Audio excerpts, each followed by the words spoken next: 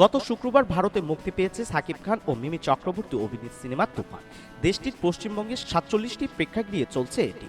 এর আগে গেল বৃহস্পতিবার সন্ধ্যায় সিনেমাটির বিশেষ শোয়ের আয়োজন করা হয়। সেখানে উপস্থিত ছিলেন তুফান শিল্পী ও কলাকৌশলীরা। মুক্তির একদিন পরই তুফানের জন্য পূজা করলেন ওপার বাংলার অভিনেত্রী মিমি চক্রবর্তী। শনিবার সকালে কালীঘাটে সিনেমার সাফল্য কামনা করে পূজা করেন। এ সময় নায়িকার পরনে ছিল গোলাপি রঙের চুড়িদার, সঙ্গে মিলিয়ে পড়েছিলেন কানের দুলো। শুধু কালীঘাটে নয়, আশেপাশের অন্য মন্দিরও পূজা দেন মিমি। সেখানে গিয়ে অঞ্জলি দেওয়ার পাশাপাশি আরতি করেন। জানা গেছে তুফান যাতে নায়িকার নিজের দেশে ব্লকবাস্টার হিট করে সে কামনা নিয়ে কালীঘাটের মন্দিরে ভক্তিভরে পূজা দিয়েছেন মিমি।